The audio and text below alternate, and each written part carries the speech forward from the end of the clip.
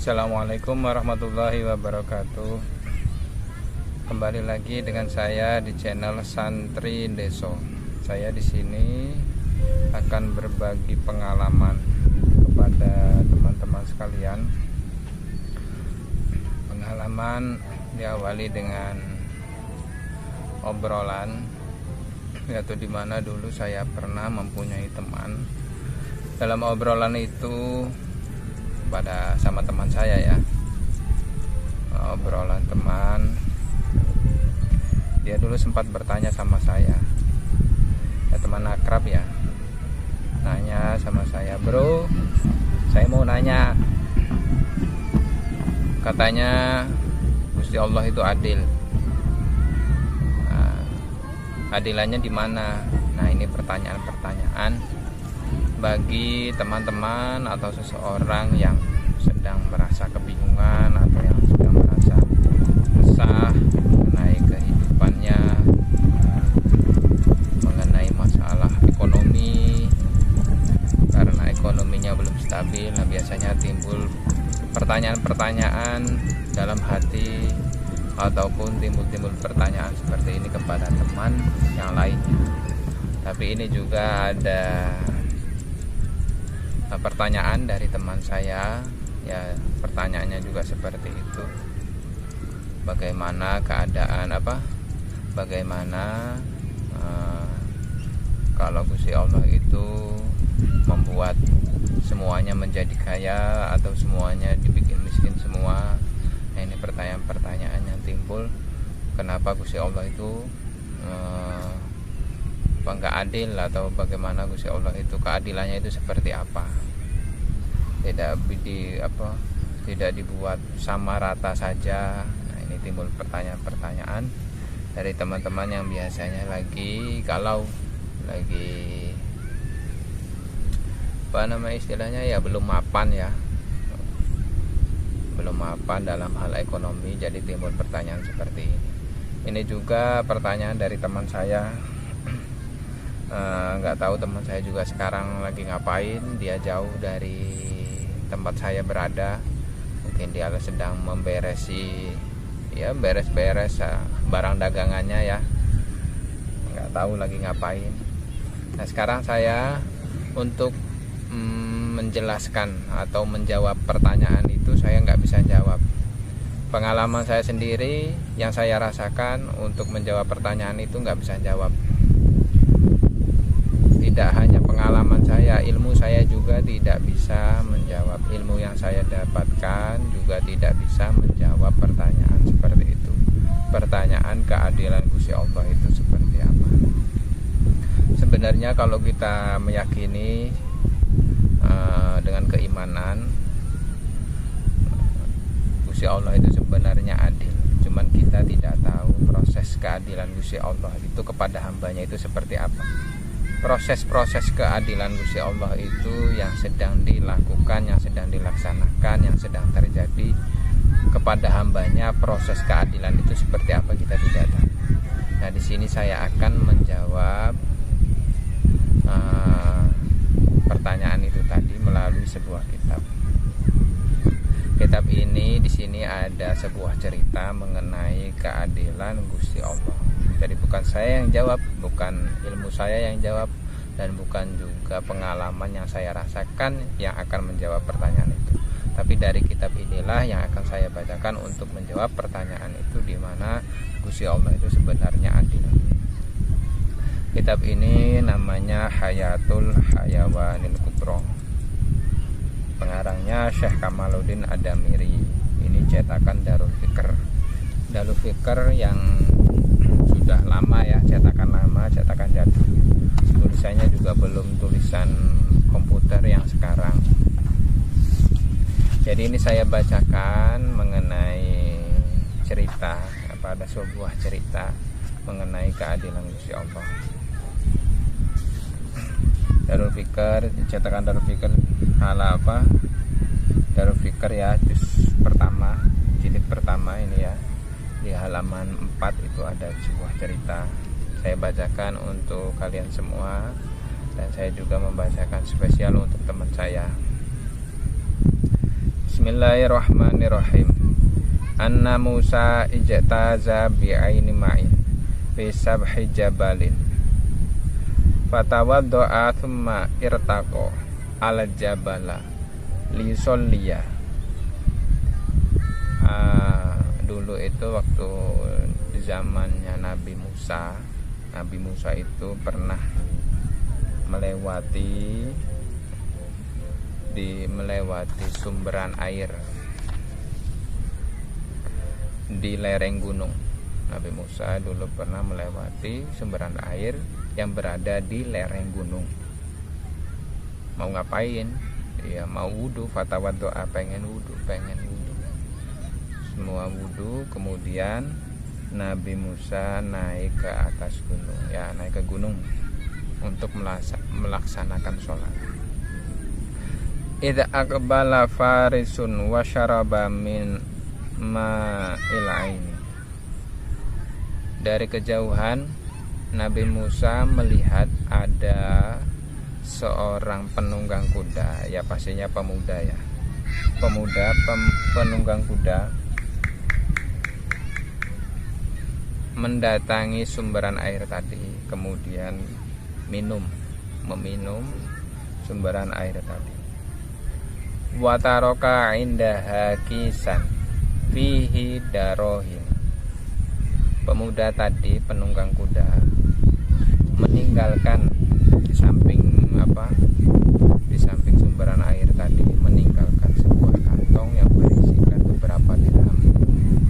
Dirham itu ya seperti koin ya, bentuknya emas,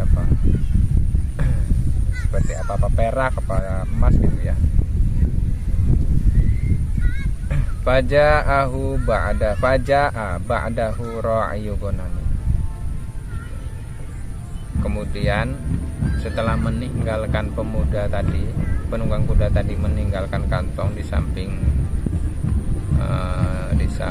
sumberan air tadi, datanglah seorang pengembala kambing datang ke itu tadi, sumberan air tadi. Baro'a al-kaisa fa'akhodahu wa mato. Datang ke tempat sumberan air tadi, melihat sebuah kantong, ada kantong yang berisikan dirham tadi itu, diambil oleh pengembala kambing, kemudian dibawa pulang. Tumaja'a ba'dahu syaikhun alaihi atharul bu'si wassikinati ala dhahrihi khuzmatu hatabin fahatta huzmatahu hunaka wastalqa liyastariha.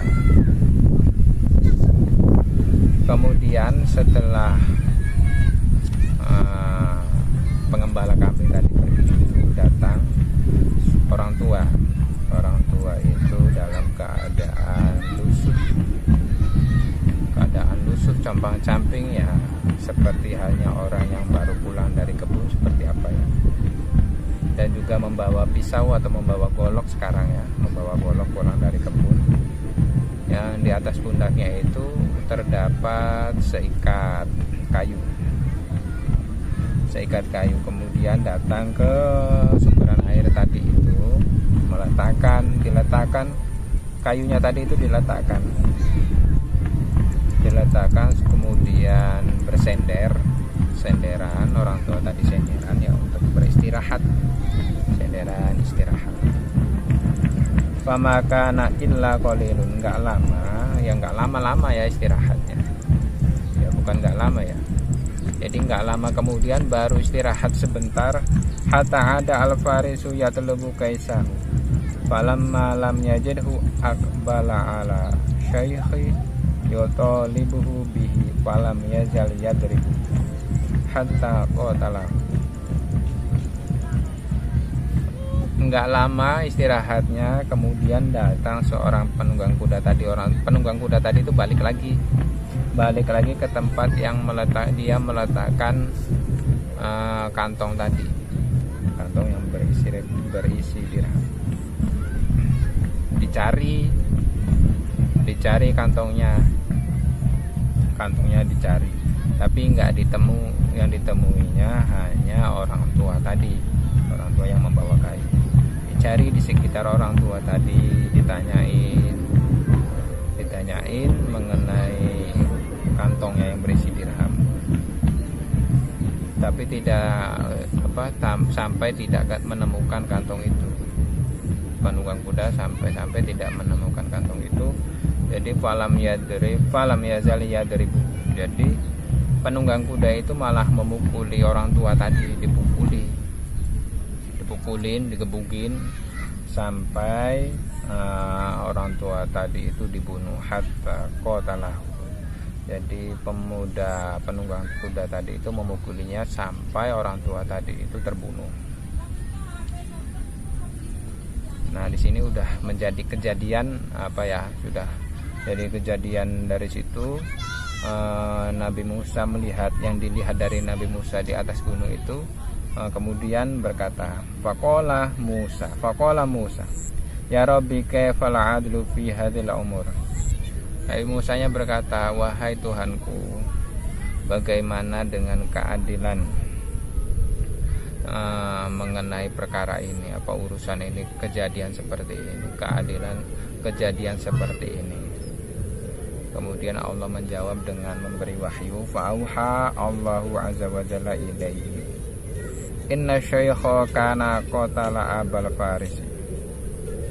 Gusti Allah itu memberi wahyu kepada Nabi Musa bahwasanya orang tua tadi yang membawa kayu itu mempunyai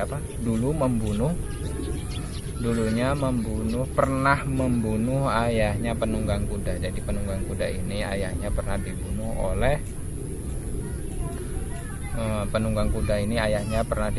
oleh orang tua tadi. Wa kana ala abil faris dainun. Dan orang tua atau ayahnya penunggang kuda ini mempunyai utang kepada siapa? Li abi roi, kepada orang yang mengembala kambing. Jadi orang tuanya ayahnya Abul Faris, ayahnya penunggang kuda ini mempunyai utang kepada pengembala tadi ya. Utangnya seberapa? Miqdaroma fil kaisi, sesuai ukuran, sesuai takaran isi yang ada di dalam kantong tadi. Kalau di kantong tadi itu kalau sekarang dinilainya 5 juta, dulu utangnya 5 juta, ya di dalam kantong itu juga 5 juta. Kalau 1 juta, ya di dalam kantong itu juga 1 juta. Pokoknya sesuai dengan ukuran yang ada di kantong tadi. Fajaro bainahumal qisos, maka berlakulah kisos di antara keduanya. Wa qada adainu, dan hutangnya juga sudah terbayarkan. Jadi yang si pembunuh orang tua tadi yang membunuh juga sudah dikisos, dan yang menghutangnya juga sudah terbayarkan hutangnya. Terus Gusti Allah melanjutkan, wa ana hakimun adilun. Saya, kata Gusti Allah, saya adalah hakim yang adil seadil-adil. Ini adalah cerita bahwa Gusti Allah itu mempunyai sifat keadilan, sifat yang adil seadilnya. Jadi bagi teman-teman jangan ragu ya, jangan ragu-ragu mengenai keadilan Gusti Allah kepada hambanya. Jangan sampai timbul prasangka, bahkan sampai terucap untuk mengucapkan Gusti Allah itu katanya adil. Tapi kita harus meyakini kalau Gusti Allah itu benar-benar adil, meyakini dengan sedalam-dalamnya kalau Gusti Allah itu adil seadil-adilnya. Ini adalah jawaban dari teman-teman sekalian. Untuk teman-teman sekalian juga mengenai pertanyaan katanya Gusti Allah itu adil. Nah, jawaban ini tentunya bukan dari saya pribadi, tapi dari pengalaman dari hal-hal yang saya baca, kitab-kitab yang saya baca, saya temukan, kemudian saya kombinasikan dengan pertanyaan-pertanyaan melalui cerita. Mungkin itu saja yang bisa saya sampaikan, yang saya bisa bantu untuk teman-teman sekalian mengenai pertanyaan pekerjaan seputar itu tadi. Dan jangan lupa subscribe dan like-nya untuk perkembangan channel ini. Terima kasih kepada kalian semua. Salam dari saya, Santri Deso. Assalamualaikum warahmatullahi wabarakatuh.